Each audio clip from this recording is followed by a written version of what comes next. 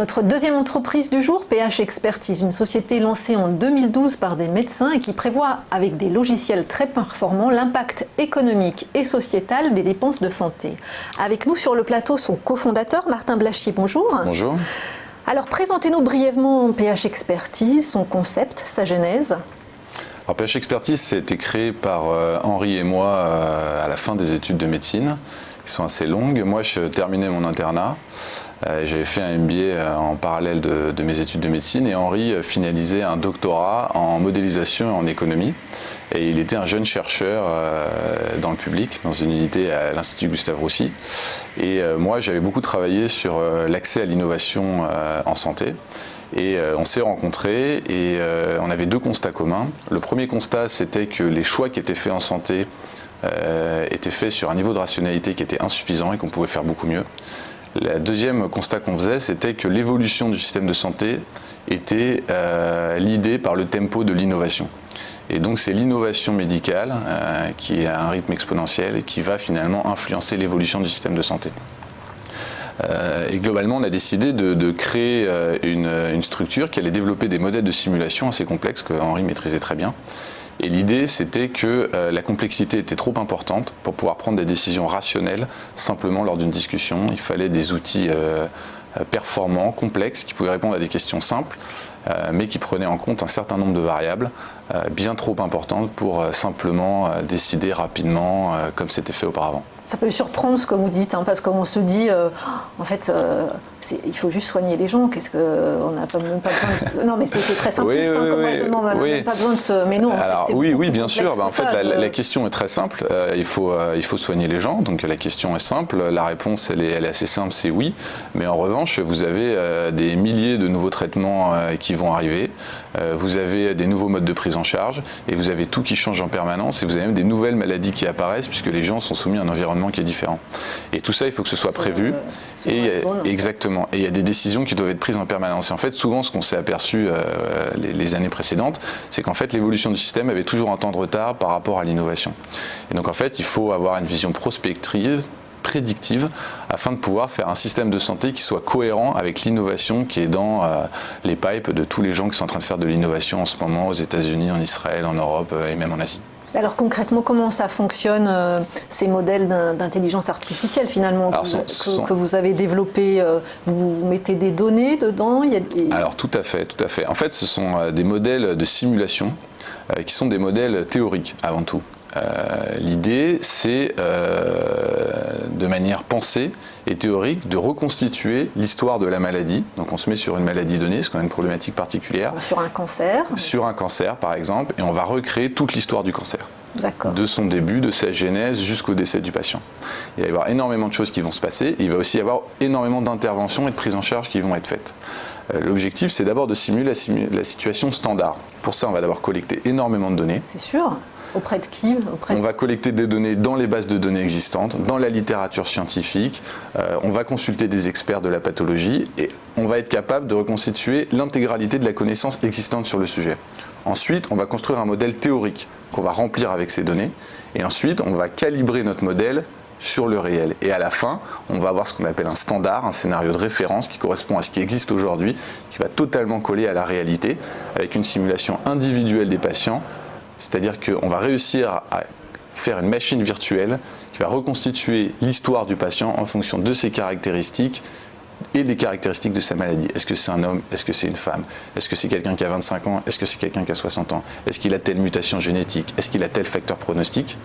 Et à partir de ce scénario de base, on va être capable d'appliquer l'effet d'une innovation thérapeutique à travers différents scénarios. On va comparer ces scénarios et là, on pourra prendre une décision.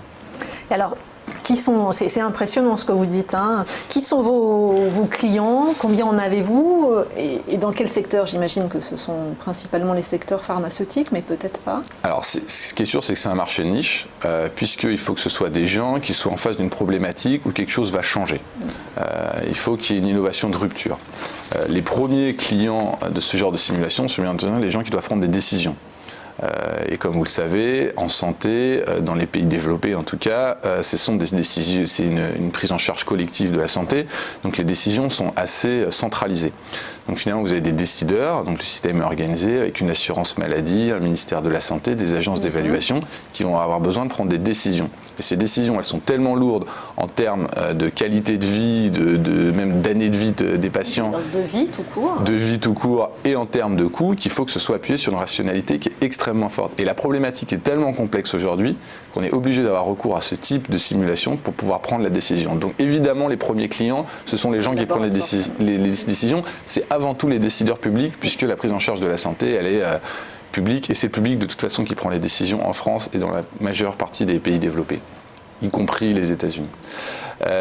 Ensuite, vous avez évidemment les gens qui vont avoir une proposition de valeur à faire à ces décideurs publics. Ces gens-là, ce sont tous les gens qui ont une innovation, dispositif médical, équipement, software, évidemment médicaments. Eux, ils vont avoir à prouver que leurs médicaments apportent une valeur dans un environnement extrêmement complexe. Donc ils vont devoir finalement faire une simulation en disant « Vous avez votre population française à traiter, moi j'ai cette solution, étant donné de ce qui existe aujourd'hui, voilà ce que je peux vous apporter et pour quel coût ». Et donc le décideur va être capable de prendre sa décision en fonction de ces éléments-là.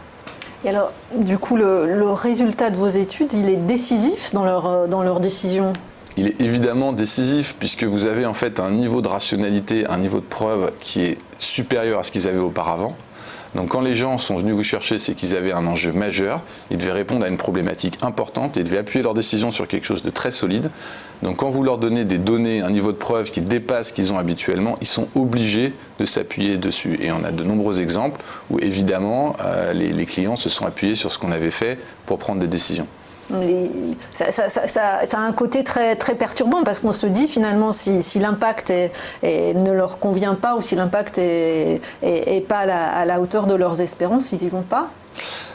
Non, non, pas du tout. C'est au contraire, ça doit vous rassurer. C'est-à-dire que vous avez une innovation qui arrive finalement dans l'environnement et vous avez des gens qui, au lieu simplement de regarder rapidement des résultats et de dire ça a l'air intéressant, ça n'a pas l'air intéressant, vous imaginez qu'ils vont simuler l'avenir, ils vont prendre en compte les caractéristiques de la population, ils vont appliquer de l'innovation, ils vont dire est-ce que c'est intéressant pour ma population ou est-ce que c'est pas intéressant, étant donné qu'il y a d'autres innovations qui arrivent en même temps, étant donné que la pathologie est en train de changer, étant donné qu'il y a de plus en plus de patients ou de moins en moins de patients, que c'est cette forme-là de pathologie qui est plus en train de se développer qu'une autre forme de pathologie. Donc au contraire, moi je trouve ça très rassurant, c'est-à-dire que c'est des gens qui sont capables de prédire l'avenir et de prendre des décisions de manière tout à fait éclairée et rationnelle et quantifiée. Et alors citez-nous un ou deux cas pratiques par exemple pour qui veut, enfin je ne sais pas si c'est confidentiel. Si, non mais je vais vous citer des cas pratiques sans citer de nom. Le premier cas pratique, c'est on a fait 2 projets avec l'Institut national contre le cancer pour décider quelles allaient être les stratégies de dépistage de 2 grands cancers qui sont dépistés, qui est le cancer du col de l'utérus avec le dépistage d'HPV et des cellules anormales au frottis et le dépistage du cancer du côlon avec les polypes par la coloscopie et par d'autres tests, soit sanguins, soit fécaux. Vous avez à peu près 10 tests qui existent et c'est des tests que vous pouvez faire à partir d'un certain âge avec une fréquence différente. En fait, vous avez des dizaines de scénarios comparables. Évidemment, c'est très compliqué puisque vous avez des cancers qui se développent en même temps et puis vous avez certains cancers qui se développent, qui régressent. Donc tout ça, vous devez le prendre en compte. On a fait toutes ces simulations.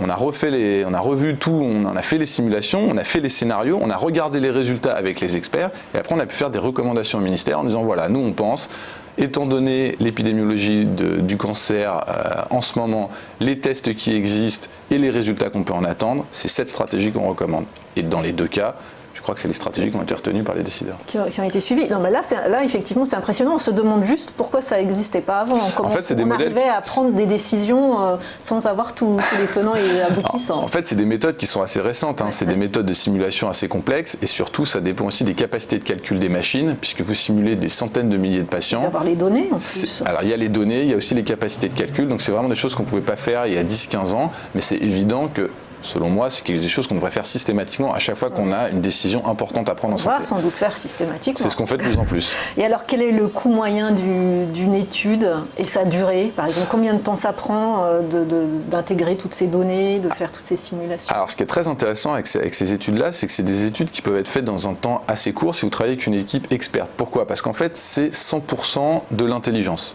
C'est-à-dire que les données existent, il suffit de les collecter, de les mettre en musique dans un système mathématique validé par des experts de la pathologie.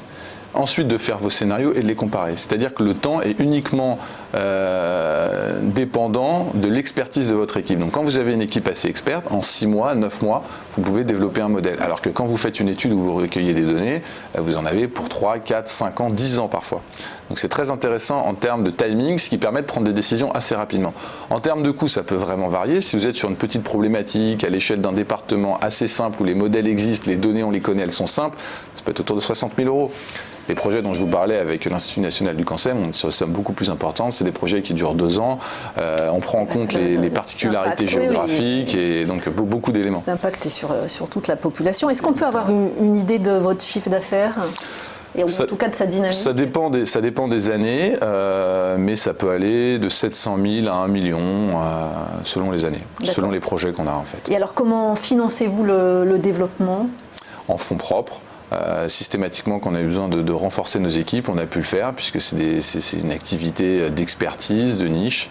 Donc on n'a pas besoin non plus d'avoir tout le développement technologique. Tout le développement technologique, oui, en fait tout a été fait en interne. Ce qui fait qu'aujourd'hui on a aussi un capital qui est tous les modèles qu'on a développés dans les différentes aires thérapeutiques, ce qui nous permet d'aller encore plus vite aujourd'hui.